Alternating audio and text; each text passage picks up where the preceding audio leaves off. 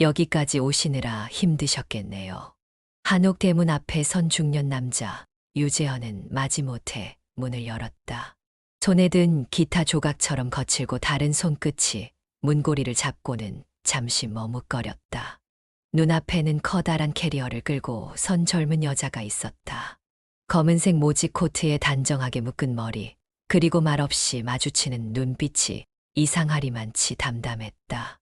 처음 뵙겠습니다. 한서윤이라고 합니다. 서울에서 왔어요. 그녀는 고개를 꾸벅 숙였다. 정중하되 지나치지 않은 인사였다. 재현은 입술을 꾹 가물고는 고개를 돌렸다. 방은 안채 안쪽. 아침 7시, 식사는 내가 알아서 하니까 신경 쓸 필요 없어요. 정리할 건 주방 옆에 있고. 서윤은 그 말에 고개를 다시 숙이며 캐리어를 끌고 안으로 들어섰다. 바닥은 나무 향이 은근하게 밴 온돌이었고 창밖으로는 제주 해안의 바람이 조용히 창호지를 흔들고 있었다. 그녀가 도착한 첫날, 재현은 평소처럼 이른 저녁을 마치고 거실 한쪽에 놓인 의자에 앉았다. 그 자리는 언제나 그렇듯 창가 바로 앞. 그리고 그의 시선이 닿는 곳에는 액자에 담긴 오래된 기타 조각 하나가 놓여 있었다. 저기 이 기타 예쁜 조각이네요. 서윤이 조심스럽게 입을 열었다. 대꾸는 없었다. 재현은 손에 쥔 찻잔을 내려놓으며 미세하게 눈썹만 꿈틀였다. 몇 초간 침묵이 흐르다가 그가 입을 뗐다. 그냥 오래된 거예요. 손댈 필요 없어요. 서윤은 그 말에 고개를 끄덕이고는 조용히 뒷정리를 했다. 마루를 닦는 손길이 조용하면서도 리듬감 있게 이어졌고 재현은 그 리듬이 어쩐지 익숙하게 느껴졌다. 아니, 착각의 거라고 그는 스스로를 다그쳤다. 밤이 되자 한옥은 바람 소리에 잠긴 듯 고요해졌다. 방 안에 혼자 앉아있던 서윤은 가만히 창밖을 바라보다 무심코 낮게 콧노래를 흥얼거렸다. 아주 조용하게 그러나 분명한 멜로디였다. 자장가를. 재현은 방문을 열다 말고 문턱에 멈춰섰다. 소리는 그리 크지 않았지만 몇 음절 되지도 않는 멜로디가 그의 가슴 어딘가를 정통으로 찔렀다. 아주 오래전에 들었던 누군가를 안고 불러주던 노래. 가사를 떠올릴 수는 없지만 그 멜로디만은 결코 잊지 못한 어떤 곡. 서윤은 자신이 누군가 듣고 있다는 걸 몰랐는지 멜로디를 따라 아주 짧게 허밍을 이어갔다. 창밖의 바람과 섞여 그 노래는 한밤의 고요 속으로 흘러들었다. 그 순간 재현은 자신도 모르게 기타 조각이 놓인 탁자를 바라봤다. 손에 쥐고 있던 찻잔에서 김이 빠져나갔고 손끝이 조금 떨렸다. 왜 그런 노래를 부르지? 그의 속삭임은 바람에 실려 들리지 않았다. 그리고 재현은 자신의 눈빛이 흔들리고 있다는 걸 알면서도 시선을 거둘 수 없었다. 기타 줄은 오래되면 손에 베일 수도 있어요. 이건 좀 갈아야겠네요. 서윤은 마루에 앉아 기타를 무릎에 올리고 조심스럽게 줄을 풀기 시작했다. 그녀의 손놀림은 익숙하면서도 조심스러웠다. 특히 오른손 약지를 살짝 구부린 채 줄을 누르는 습관이 눈에 띄었고 그 순간 재현은 걸음을 멈췄다. 잠깐만. 그는 무심히 중얼이고는 눈을 가늘게 떴다. 기타를 다루는 서윤의 손 모양이 너무도 익숙했다. 정확히 그 자세였다. 옛날 딸이 어릴 적 자신의 기타를 몰래 만지며 따라하던, 그러다 손가락에 물집이 잡히곤 울먹이던 그 모습. 그리고 유난히 오른손 약지를 구부리던 작은 버릇까지. 서윤은 재현이 자신을 바라보고 있다는 걸 눈치채지 못한 채 기타줄을 마지막 하나까지 팽팽히 조이고는 가볍게 음을 튕겨보았다.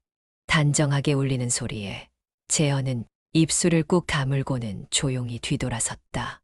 보건소 마당에는 감귤나무 그늘이 드리워 있었다. 이명주는 차를 따라주며 말을 꺼냈다. 요즘 얼굴이 많이 피셨어요, 선생님. 요양보호사분이 잘 도와주나 봐요? 글쎄요. 재현은 찻잔을 들고 고개를 숙였다. 이명주는 잠자코 기다렸고 결국 그가 입을 열었다. 그 아이가 이상하게 익숙합니다. 그 아이요. 보호사분이요. 재헌은 고개를 끄덕였다. 기타를 다루는 손, 자장가를 부르는 멜로디, 식습관까지도 아주 오래전에 봤던 내 딸과 비슷해요. 이명주는 찻잔을 내려놓으며 눈썹을 찌푸렸다. 30년 전 실종된 따님 말씀하시는 거죠. 하은이요. 내가 기억하는 게 맞는 건지 그냥 그리운 마음이 만들어낸 착각인지 모르겠습니다. 그런데도 그럴 리 없다고 생각하면서도 자꾸만 그 애가 생각나요. 이명주는 한참을 침묵하다가 조심스럽게 물었다. 혹시 직접 물어보셨나요? 아니요. 내가 미쳤다는 소리 듣고 싶지 않아서요. 그리고 만약 아니라면 내가 그 아이를 그렇게 착각하고 있었다면 재헌은 말끝을 흐렸다. 그의 목소리에는 확신과 불안이 뒤섞여 있었다. 내가 감히 그럴 자격이 있는지도 모르겠고요. 그 애를 지키지 못한 게 나니까. 이명주는 찻잔을 조심히 들어 올리며 부드럽게 말했다. 그래도 선생님, 마음이 그렇게 반응하는 건 아무 이유 없는 일은 아니에요. 몸이 먼저 아는 진실도 있으니까요. 너무 억누르진 마세요. 재헌은 말없이 고개를 끄덕였다. 머릿속에서는 계속해서 그 아이의 손모양과 조용히 울려 퍼지던 그 자장가의 멜로디가 맴돌고 있었다. 마치 잊었다고 믿었던 무언가가 서서히 깨어나고 있는 것처럼. 재헌은 요 며칠 사이 마음이 자꾸 흐트러진다는 걸 부정할 수 없었다. 서유는 여전히 조용했고 무리하지 않았고 말이 많지도 않았다. 하지만 그녀가 집 안을 오갈 때마다 어쩐지 그 움직임 하나하나가 낯설지 않았다. 그녀가 국에 밥을 말아먹는 방식, 김치를 3장 겹쳐 접어먹는 습관, 심지어 밥을 다 먹고 나면 손등으로 입가를 가볍게 닦는 그 동작까지도. 재헌은 그런 자신이 점점 불편해졌다. 마치 귀신을 보는 듯한 기분. 아침이면 기타 조각 앞에 앉아 오늘은 제발 그런 생각 좀 안 하고 하루를 시작하자고 마음을 다잡지만 부엌에서 나는 된장국 냄새와 함께 들려오는 그녀의 콧노래 한 소절이 그 다짐을 무너뜨리곤 했다. 그날 오후 그는 문득 걷고 싶어졌다.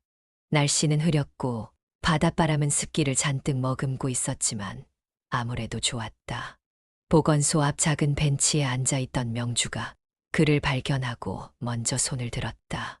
오늘은 어쩐 일로 바람을 맞으러 나오셨어요? 가만히 있으려니까 답답해서요.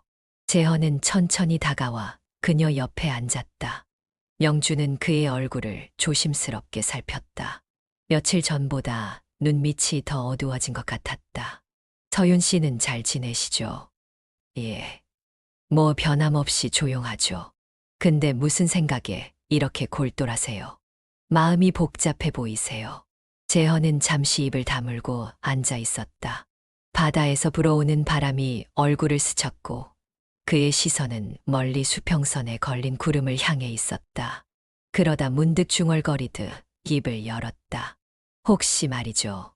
어떤 사람이 정말 아주 오랜 시간을 지나 다시 내 앞에 나타났다고 생각한다면 그게 가능하다고 보세요. 무슨 말씀인지. 그 아이가요. 내 딸 하은이가 실종된 지 30년이 됐어요. 살아있다는 소식 한 번도 못 들었죠. 그런데 서윤 씨를 보고 있으면 너무 많은 것들이 겹쳐요. 식사 습관, 목소리, 손짓, 기타를 잡는 방식, 그리고 자장가까지. 너무 닮았어요. 명주는 놀란 눈으로 그를 바라보았지만 곧 고개를 끄덕이며 조용히 말했다. 30년 전 하은이 실종되던 날에 대해 혹시 이야기해 주실 수 있나요? 재헌은 눈을 감았다. 오래도록 꺼내지 않던 기억이 깊은 바닥에서 물처럼 떠올랐다. 전국 순회 공연이 막바지였어요. 부산에서 마지막 공연을 마치고 다음 날 새벽 기차로 돌아오기로 했죠. 하은이는 그날따라 무대 뒤에 혼자 있고 싶다고 해서 잠깐 눈을 떼었어요. 10분 남짓. 그런데 다시 돌아갔을 때 그 자리에 없었습니다. 모든 장비, 짐, 악보는 그대로였는데 하은이만. 그의 목소리는 가늘게 떨렸다. 명주는 손등 위에 가만히 찻잔을 올려놓으며 말을 이었다. 유괴나 사고 정황 같은 건 없었나요? 수사도 했고 방송도 탔어요. 하지만 끝내 단서 하나 못 찾았죠. 심지어 어떤 사람은 하은이가 일부러 사라졌을지도 모른다고도 했어요. 그게 날 가장 무너뜨렸어요. 영주는 한참 동안 아무 말도 하지 않았다. 잔잔한 차 소리만이 주변을 채우고 있었다. 그러다 조심스럽게 말을 꺼냈다. 혹시 DNA 검사해보는 건 어떠세요? 재현은 그녀를 돌아보았다. 눈빛엔 복잡한 감정이 뒤섞여 있었다. 망설임, 두려움, 그리고 아주 작지만 분명한 희망. 그런 게 괜찮을까요? 내가 괜한 착각이라면 확인하고 내려놓으시면 돼요. 그리고 만약 정말이라면요, 선생님. 지금 그 아이가 아무 기억도 못 하더라도 어쩌면 그 안에 여전히 아버지를 기억하는 마음이 있을지도 몰라요. 그 말에 재현은 아무 말도 하지 못한 채 고개를 푹 숙였다. 오래도록 그 자리에 앉아있던 바람 속에서 그는 아주 조용히, 아주 작게 속삭였다. 하은아, 내가 맞니? 한밤이었다. 창밖에서 쉴 새 없이 바람이 불어와 창호지를 흔들었다. 잠결에 몸을 뒤척이던 재현은 갑작스레 심장이 쿵 하고 내려앉는 듯한 통증을 느꼈다. 숨이 막혔다. 마루로 나가려 했지만 다리에 힘이 풀려 그대로 쓰러지고 말았다. 바닥에 머리를 찢는 소리와 함께 어두운 복도에 그의 숨소리만 거칠게 울렸다. 선생님, 선생님. 서윤이 잠옷 차림 그대로 뛰쳐나왔다. 재현의 몸을 확인하더니 곧바로 거실 전화기로 달려가 응급차를 불렀다. 음성은 놀랐지만 손놀림은 놀랍도록 침착했다. 그는 흐릿한 시야 너머로 서윤이 자신의 얼굴에 손을 올리고 맥박을 확인하고 담요를 덮어주는 모습을 보았다. 괜찮으세요? 지금 곧 구급차 올 거예요. 좀 크게 쉬세요. 이렇게요, 선생님. 그대로. 그녀의 목소리는 낮고 안정적이었다. 재현은 가까스로 숨을 들이쉬었고 손끝에서 서서히 감각이 돌아오기 시작했다. 구급차가 도착했을 때 그는 이미 의식을 조금씩 회복하고 있었지만 서윤은 끝까지 그의 손을 잡고 있었고 의료진에게 현재 상황을 정확히 전달했다. 어지럼증을 호소하셨고 복부 통증과 함께 의식을 잃으셨어요. 넘어지면서 머리를 부딪히셨어요. 과거 심장 관련 병력이 있으세요. 그녀의 말투는 마치 간호사 같았다. 재현은 들것에 실려 올라가며 아직 차지 않은 새벽 공기 속에서 그녀의 얼굴을 가만히 바라봤다. 응급차가 떠난 후 집은 다시 조용해졌다. 서윤은 멍하니 서 있다가 천천히 방으로 들어갔다. 문을 닫으려다 말고 안쪽 선반 위에 놓인 낡은 나무 상자를 바라봤다. 뚜껑을 열자 오래된 기타 조각들이 차곡차곡 담겨 있었다. 작은 조각마다 손때가 묻어 있었고 오래전 손끝에 박혀 있던 이야기들이 고요히 배어 있었다. 서윤은 무언가에 끌리듯 그것들을 하나하나 꺼내어 손끝으로 닦기 시작했다. 한참을 정리하다가 어느 순간 그녀는 아주 낮은 목소리로 무언가를 흥얼거리기 시작했다. 라라시도라 도라. 멜로디는 단조롭지만 분명했다. 반복되는 사이사이 아주 어린 날 어딘가에서 들었던 듯한 기억이 서서히 맴돌았다. 그녀는 멍하니 상자를 바라보며 그 멜로디를 계속 흥얼거렸다. 고개 끝에는 말없이 입꼬리만 살짝 떨렸다. 그 순간 현관 너머 그림자 하나가 조용히 모습을 드러냈다. 병원에서 바로 돌아온 재현이었다. 그의 얼굴은 창백했고 이마엔 응급처치 자국이 남아 있었다. 그러나 그보다 더 깊은 흔들림은 지금 그가 마주하고 있는 광경에서 비롯된 것이었다. 그토록 오랫동안 기억해온 딸의 자장가 하은이만 알고 있던 멜로디. 기억 속에서조차 희미해진 그것을 지금 서윤이 무의식 중에 흥얼거리고 있었다. 재현은 문턱 너머에 선 채 말없이 그녀를 바라봤다. 말을 꺼낼 수 없었다. 걸음을 내디딜 수도 없었다. 그는 단지 조용히 그녀의 등에 실린 그 기억의 잔상을 바라보며 아주 천천히 속삭였다. 오랜만이네요. 작은 아버지. 정우진은 한 손으로 선글라스를 벗으며 익숙한 듯 한 채 마루 위를 올려다봤다. 마당에 서 있는 그의 실루엣은 해를 등지고 있어 재헌의 눈에는 그림자처럼 뚜렷이 보이지 않았다. 오래전부터 익숙했지만 지금은 더없이 낯선 얼굴이었다. 여긴 어쩐 일이냐. 그냥 좀 걱정돼서요. 소문 들었어요. 요양보호사, 그분이 꽤 오래 계신다면서요? 정우진은 슬쩍 웃으며 발을 들였다. 마루 끝에서 신발을 벗으며 말투는 무심했지만 눈빛은 빠르게 내부를 훑었다. 재헌은 아무 말 없이 그를 맞았다. 그분 한서윤 씨 맞죠? 뭐랄까 조용하고 헌신적인 이미지는 참 좋아요. 근데 저런 사람들이 더 위험한 법이죠. 그가 셔츠 안주머니에서 서류 한 뭉치를 꺼냈다. 낡은 봉투엔 무언가 인쇄된 이름과 빨간 도장이 흐릿하게 찍혀 있었다. 이게 뭔지 아세요? 서울시내 요양병원 근무 이력, 이름 바꾼 기록, 이전 주소지. 그리고 그는 일부러 간격을 두고 말을 멈추며 봉투 안에서 한 장의 서류를 꺼내 테이블 위에 올려놨다. 치매 노인을 상대로 재산 갈취 의심을 받은 전과 정식 기소는 안 됐지만 조사까지 갔던 기록입니다. 재헌은 눈을 가늘게 뜨고 서류를 내려다봤다. 그게 사실이라고 믿는 거냐? 전 그런 거 믿기보단 가능성을 열어두는 사람이에요. 작은 아버지는 순해서 문제야. 워낙 착한 사람에게 약하시잖아. 그때 방문이 열리고 서윤이 조용히 걸어 나왔다. 긴 머리를 뒤로 묶고 평소처럼 단정한 차림이었다. 상황을 한눈에 파악한 듯 그녀는 당황하지 않고 곧장 재헌과 정우진 사이에 섰다. 그 서류 제가 직접 확인해도 될까요? 정우진은 비웃듯 웃으며 그녀에게 건넸다. 서윤은 그것을 받자마자 한 장씩 넘기기 시작했다. 눈동자에 미세한 흔들림이 있었지만 고개를 들었을 땐 오히려 더 단단해져 있었다. 이 중 일부는 제 과거 이력이 맞습니다. 제가 요양병원에서 일했던 것도 본명을 바꿨던 것도. 하지만 저기 있는 사기 의혹은 조작된 거예요. 당시 CCTV나 담당자 증언 다 있습니다. 아무도 처벌하지 않았고 오히려 제가 누명을 썼죠. 정우진은 어깨를 으쓱였다. 그렇게 말하겠지. 자기를 방어하려면. 그게 아니라 저는 방어하지 않아요. 제 존재를 의심하고 싶다면 의심하세요. 하지만 이 집에서 제가 해온 일, 선생님께 어떻게 대해왔는지 작은 아버지가 직접 보셨다면 아실 겁니다. 전 그 어떤 숨길 이유도 없습니다. 재헌은 아무 말 없이 두 사람을 바라보다가 천천히 자리에서 일어났다. 그리고 조용히 말했다. 우진아, 내가 갖고 온 그 서류들 너한테서 처음 본 게 아니야. 내가 어떤 식으로 자료를 손보고 퍼뜨리는지도 다 알고 있다. 작은 아버지, 그 말은 너 어렸을 때도 그랬지.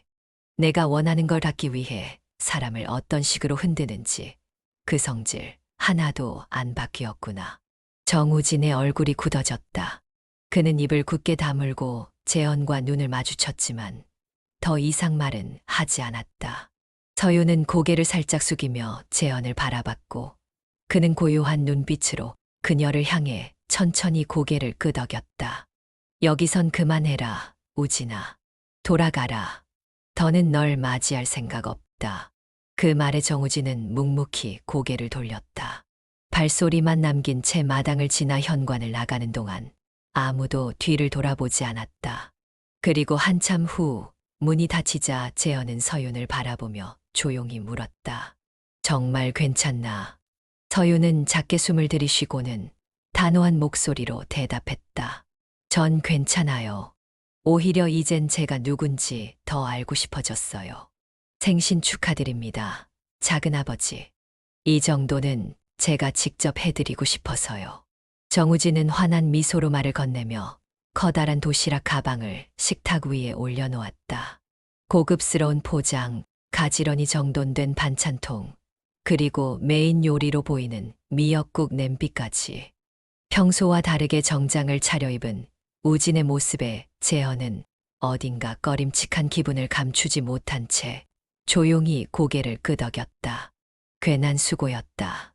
아닙니다. 작은 아버지 생일인데요. 어릴 땐 늘 아버지 같은 분이셨잖아요. 우진은 익숙하게 접시를 꺼내고 수저를 놓았다. 마치 이 집의 주인처럼 자연스럽고 흐트러짐이 없었다. 식탁 위에는 미역국과 조기구이, 잡채, 그리고 고사리며 숙주나물 무침이 가지런히 놓였고 그 옆엔 색이 고운 조림 하나가 함께 있었다. 서유는 부엌 쪽에서 조용히 이 광경을 바라보다가 식탁에 가까이 다가섰다. 그리고 그 조림 쪽으로 고개를 숙여 살펴보다가 문득 눈빛이 바뀌었다. 이거 무슨 조림이에요? 도라지 조림이에요. 서울에서 자라는 집에서 공수했어요. 비싼 데긴 한데 맛이 좋아요. 우진은 아무렇지 않게 웃으며 대답했다. 하지만 서윤의 손이 그 접시 위를 덮듯 멈췄다. 그녀는 단호한 눈으로 그를 바라보며 말했다. 선생님, 이거 드시면 안 됩니다. 재헌은 눈을 가늘게 뜨며 서윤을 바라봤다. 왜 그러지? 여기 들어간 양념 중에 복숭아 추출물 있어요. 성분표엔 없을 수도 있지만 단맛 낼 때 쓰는 천연 소스에 들어가 있을 가능성 높아요. 선생님 복숭아 알레르기 심하신 거 제가 부임 첫날부터 알고 있었습니다. 정적이 흘렀다. 우진은 놀란 표정을 짓는 척하며 말했다. 그게 설마 그런 게 들어가 있었을 줄은. 아니요. 그건 알 수 있었을 거예요. 이 식당 보건소 근처에서 일할 때도 이름 많이 들었습니다. 거긴 원래 복숭아 들어간 소스 써요. 몰랐다는 말 믿기 힘들어요. 서윤의 목소리는 흔들리지 않았다. 대신 조용히 단호했다. 재헌은 그녀를 바라보다가 천천히 우진 쪽으로 시선을 옮겼다. 내가 준비한 거라서 믿고 먹으려 했다. 근데 지금 내가 예전에 이 음식 먹고 어떤 일이 있었는지 넌 알고 있잖아. 우진은 잠시 말이 막힌 듯 했지만 곧 억지 웃음을 지으며 손을 들었다. 아, 진짜 그럴 의도는 아니었어요. 오해예요, 정말. 그냥 좋은 걸 드리고 싶었는데 제가 확인을 제대로 못한 거예요. 넌 늘 그랬지. 뭔가 잘못돼도 그건 너의 부주의일 뿐이라고 말하면서 항상 빠져나갔어.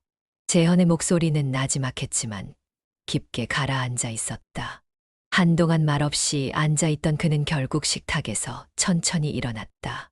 우진아, 이젠 됐다. 더 이상 너한테 내 자리를 줄 생각 없어. 돌아가라. 우진의 얼굴이 굳었다. 순간적으로 분노가 치솟는 듯 했지만 그는 이를 악물고 고개를 끄덕였다. 접시 하나 건드리지 않은 채 그는 조용히 식당을 떠났다. 그가 떠난 후에도 식탁 위 음식들은 그대로 남아 있었다. 조용한 부엌. 재헌은 손을 뒤로 깎은 채 서윤에게 물었다. 그걸 어떻게 알았지? 내가 복숭아 알레르기 있는 거. 서윤은 한참을 망설이다가 입을 열었다. 어릴 적 복숭아 먹고 숨 못 쉬던 기억이 어렴풋이 나요. 그때 옆에서 기타를 놓고 뛰어오던 남자 목소리도 기억나고요. 확실하진 않지만 어쩌면 제 몸이 먼저 기억한 걸지도 모르겠네요. 재헌은 말없이 고개를 끄덕였다. 아주 작게, 천천히. 그가 아직 확신을 가진 것은 아니었지만 마음속 어딘가가 아주 작게 부서지는 소리를 그는 분명히 들었다. 그건 오래된 상처가 다시 열리는 소리가 아니라 오랜 기다림이 조금씩 끝나가는 소리였다. 정말 괜찮으시겠어요? 이명주의 물음에 재헌은 잠시 고개를 숙이고 대답 대신 천천히 숨을 내쉬었다. 그의 손에는 DNA 검사를 위한 작은 샘플 키트가 들려 있었다. 마른 손가락이 봉투 가장자리를 문질렀다. 확인하고 싶어요. 이젠 그냥 내 감정에 기대서 추측만 하고 있긴 싫습니다. 그럼 진행하죠. 결과는 빠르면 이틀, 길면 3일 정도 걸릴 거예요. 대신 마음 단단히 드셔야 합니다. 재헌은 고개를 끄덕였다. 그의 눈빛엔 결심이 내려앉아 있었다. 며칠 후 이명주는 두꺼운 서류철을 안고 재헌의 한옥을 찾았다. 검사를 맡긴 병원에서 서윤의 어린 시절 의료, 기록 일부와 고아원 입소 당시 문서, 그리고 최근의 건강검진 기록까지도 어렵게 확보했다. 다 확인했어요. 이름은 여러 번 바뀌었고, 보호자 이름은 공란이거나 추정 불가. 입소 당시 기억상실을 겪었다는 기록도 있고요. 왼쪽 눈 밑에 작은 점, 오른손 약지의 관절 굴곡 다 일치합니다. 관절이요? 그래요. 기타 줄을 잡을 때 무의식적으로 약지를 구부리는 습관. 그건 선천적인 관절 구조에서 온 거였더군요. 병원 기록에도 남아 있었어요. 그리고 이명주는 천천히 봉투 하나를 꺼냈다. DNA 검사 결과서. 그 안의 문장들은 길지 않았다. 단 몇 줄. 유재현, 유하은. 생물학적 부녀 관계로 확인됨. 재현은 그 종이를 손에 쥐고도 한참을 읽지 못했다. 눈앞이 뿌옇게 흐려졌다. 이명주는 조용히 등을 토닥였다. 그날 밤 그는 기타 상자를 다시 꺼냈다. 마루에 앉아 조용히 조각들을 하나하나 펼쳐놓았다. 하은이가 어릴 적 이걸 부수고 울었던 날이 있었어. 줄이 손가락을 베어서 피가 났는데 자기가 아빠 기타를 망가뜨렸다고 펑펑 울었지. 그 조각들 내가 버리지 못했어. 서유는 한 조각을 조심스럽게 들어 손끝으로 매만졌다. 이 문양 어릴 때 자주 보던 느낌이었어요. 왜인지 모르겠는데 항상 손에 잡히던 감촉 같았어요. 그녀는 기타 상자 옆에 조용히 앉아 무릎 위로 올려진 기타를 다시금 만졌다. 그리고 아무 말 없이 천천히 줄을 튕기기 시작했다. 멜로디는 단순했다. 몇 음만으로 이루어진 가느다란 선율. 그 자장가. 재현은 숨을 멈춘 듯 했다. 그거 내가 만들었었지. 6살 때 내가 내 기타 위에 손 올리며 불렀던 그 노래. 가사는 없었지만 멜로디만은 그대로였어. 내가 만든 첫 곡이었는데 어떻게 기억하고 있었던 거니? 서유는 대답하지 않았다. 대신 기타 소리를 아주 작게 더 이어갔다. 그리고 그 멜로디 끝에 처음으로 말없이 입을 움직였다. 아빠. 재현은 고개를 들지 못했다. 그의 어깨가 조용히 떨리고 있었다. 긴 시간이 흐른 뒤 그는 마침내 고개를 들고 딸의 눈을 마주 보았다. 하은아, 정말 너구나. 조각처럼 흩어졌던 시간들이 그 순간 퍼즐처럼 맞춰졌다. 기타 상자, 손의 습관, 자장가. 그리고 오래된 기억의 조각들이 하나하나 제자리를 찾아가며 오랫동안 닫혀있던 마음이 조용히 열린 밤이었다. 작은 아버지, 이건 정말 위험한 착각이에요. 정신적으로 불안하신 겁니다. 서윤 씨가 누군지 뻔히 드러났잖아요. 그 서류 조작됐을 수도 있죠. 정우진은 의도적으로 낮고 부드러운 목소리를 유지하려 애쓰고 있었다. 그의 앞에는 재현과 이명주, 그리고 서윤이 함께 앉아 있었고 공기에는 말로 표현하기 어려운 팽팽한 긴장감이 감돌고 있었다. 이런 민감한 상황에서 DNA 결과 하나로 모든 걸 판단하는 건 섣부른 거예요.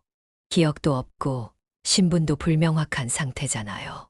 자칫하면 작은아버지 재산 전체가 또 그 소리냐. 재현의 목소리는 낮았지만 단호했다. 우진은 말끝을 얼버무리며 웃었다. 아니요. 전 단지 걱정돼서. 혹시 아시나요? 요즘 치매 초기 환자분들 중에서도 강한 확신을 갖고 착각을 반복하는 경우가 많다는 거. 환상이나 망상 같은 형태로. 그만해라, 우진아. 재현은 서류철 하나를 테이블 위로 밀었다. 봉투 속엔 무언가 복사본이 여러 장 들어 있었다. 재현이 직접 손에 쥐고 한 장씩 꺼냈다. 이거 내가 몰래 만든 위조 유언장이다. 내가 날인한 적도 서명한 적도 없어. 그런데 어찌 된 일인지 공증도장을 흉내내고 내 필적을 흉내낸 사문서가 내 컴퓨터에서 나왔더라. 우진의 얼굴이 굳었다. 입술이 빠르게 말라갔고 눈동자가 사방을 흔들기 시작했다. 누가 그런 걸. 이미 경찰에 포렌식 맡겨봤다. USB에 저장된 최종 수정 날짜와 내 메일 기록까지 다 확보됐어. 지금 이 자리에서 시침이 떼봤자 소용없다. 서유는 말없이 그를 바라보고 있었다. 아무 말도 하지 않았지만 그녀의 눈빛은 더 이상 우진을 두려워하지 않는다는 것을 분명히 보여주고 있었다. 내가 널 얼마나 아꼈는지 알아. 어릴 때 부모 잃고 이 집에서 같이 지내면서 내가 외롭지 않게 하려고 무슨 노력을 했는지. 근데 너는 결국 내 등을 치는구나. 우진은 숨을 깊게 들이쉬었다. 얼굴은 새하얗게 질렸지만 여전히 무언가 반박할 여지를 찾으려 애쓰는 눈빛이었다. 그러나 그 눈빛은 더 이상 아무도 설득하지 못했다. 그동안의 일들 다 용서하려 했었다. 그래도 내가 마지막까지 정신 차리면 다시 기회 줄 생각도 있었고. 근데 이젠 아니다. 넌 이 집에서 나가라. 다시는 돌아오지 마. 재현의 말에 우진은 입술을 앙다물고 천천히 고개를 숙였다. 그의 어깨는 굳어 있었고 두 주먹은 조용히 떨리고 있었다. 이렇게까지 하실 줄은 몰랐습니다. 그 한마디를 남기고 그는 무겁게 일어나 문을 향해 걸어갔다. 문을 나서며 마지막으로 한 번 서윤을 돌아보았다.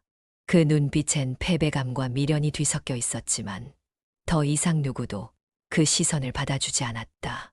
문이 닫히고 저택 안은 조용해졌다. 이명주는 천천히 숨을 내쉬며 말했다. 이제 정말 끝났네요. 재헌은 묵묵히 앉은 채 말없이 창밖을 바라봤다. 마당에는 겨울 끝자락의 햇빛이 가만히 내리쬐고 있었다. 무너져야 할 것이 무너지고 제자리로 돌아가야 할 것들이 돌아오는 순간 그는 조용히 말했다. 이 집은 이제 다시 시작할 수 있을 거야. 나와 내 딸이 함께. 아침 햇살이 한옥의 기와 지붕을 따뜻하게 감쌌다. 바람이 조용히 담장을 스치고 마당의 매화나무 가지가 조금씩 흔들렸다. 재헌은 마루에 앉아 있었다. 손에는 아직 열어보지 않은 봉투가 들려 있었다. 병원에서 온 등기 서류. 봉투 가장자리에 유전자 일치 확인이라는 작은 문구가 선명히 찍혀 있었다.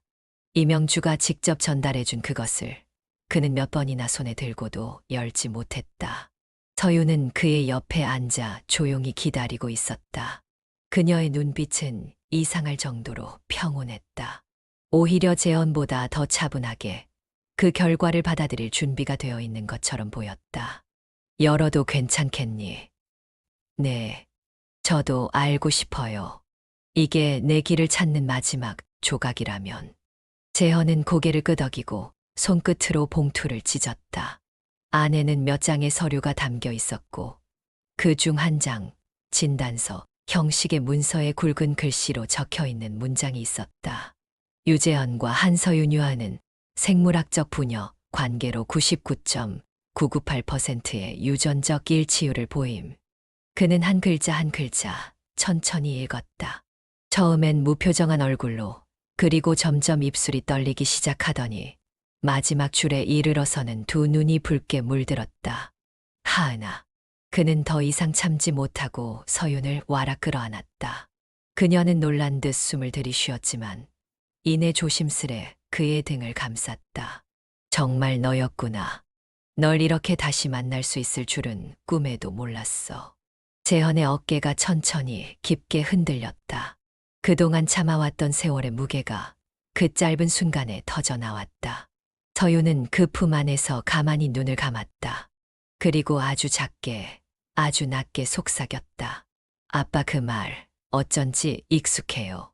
아빠란 단어가 처음 듣는 것 같지가 않아요. 그녀는 조용히 이 말을 그의 어깨에 묻었다. 기억나요. 아주 조금씩. 뜨거운 여름날 공연장이었어요. 무대 뒤에서 내가 혼자 앉아 있었는데 누가 내 머리를 쓰다듬고 갔어요. 손에 굳은 살이 많았던 따뜻한 손이었어요.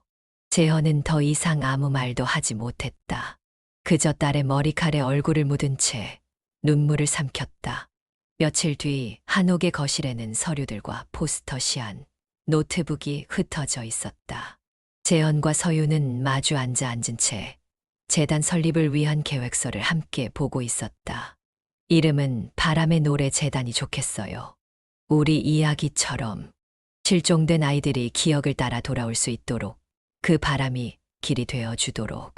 서윤의 말에 재현은 조용히 고개를 끄덕였다. 그래.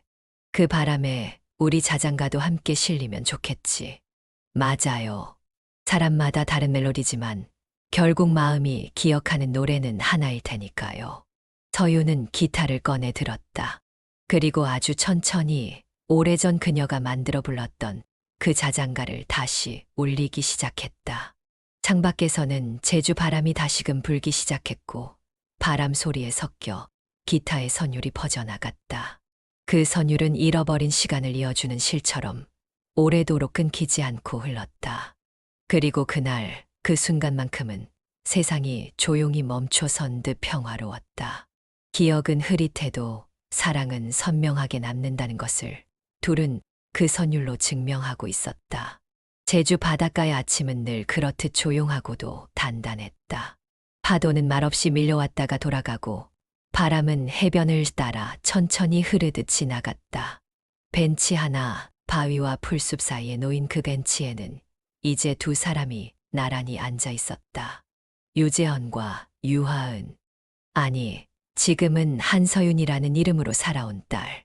그녀는 아버지의 곁에서 기타를 들고 있었다. 재헌도 자신의 기타를 조용히 꺼내 들었다. 두 악기의 울림이 서로 닮았지만 결이 다른 소리로 천천히 공기를 흔들었다. 기억나요.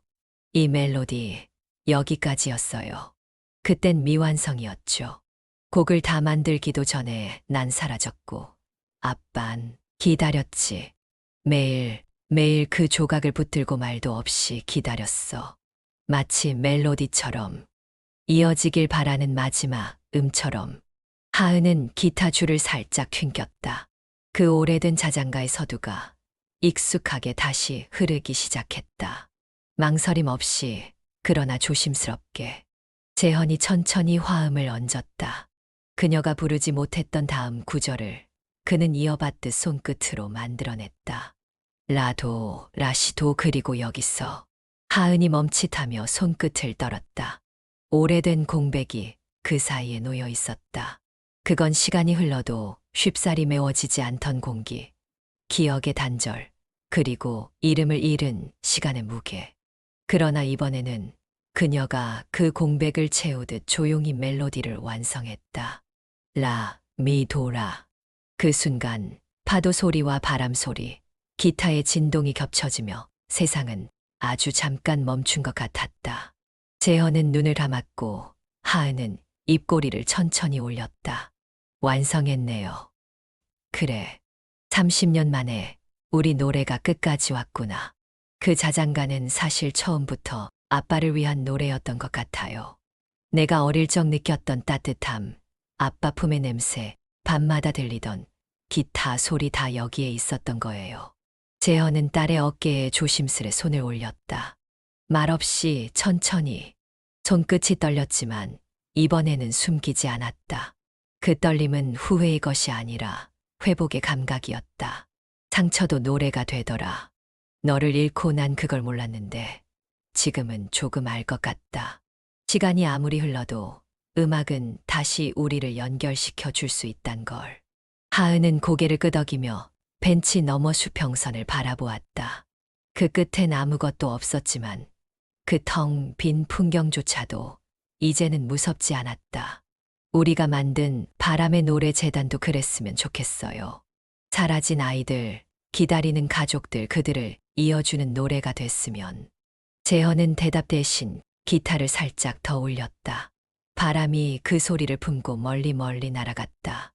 오늘은 그 어떤 날보다 평화로웠고 무엇보다 완전했다.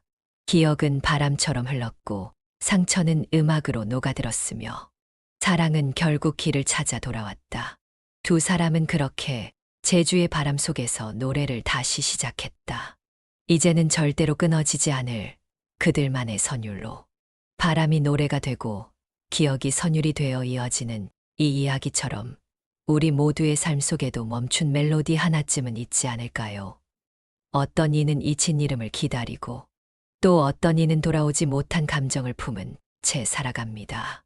하지만 결국 사랑은 시간이 아무리 돌아도 길을 찾아 돌아오고야 마는 법이지요. 바람, 다시 노래하다는 단순한 부녀의 재회 이야기이면서도 우리가 살면서 놓치고 지나왔던 진심, 기억, 용서, 그리고 연결에 대해 조용히 되묻는 이야기였습니다. 상처는 바람에 실려 흘러가고 그 자리에 다시 피어나는 것은 음악, 그리고 사랑이었습니다. 이야기를 통해 마음 한켠 따뜻해지셨다면, 그리고 언젠가 잊고 지냈던 무언가를 다시 떠올리게 되셨다면, 그 감정의 선율이 끊기지 않도록 이 채널에도 작지만 소중한 연결을 하나 남겨주세요. 구독과 좋아요, 알림 설정은 작가에게는 큰 응원이 되고 여러분과의 다음 만남을 위한 소중한 약속이 됩니다. 당신의 하루에도 언젠가 바람이 다시 노래하길 바랍니다. 함께 해주셔서 고맙습니다.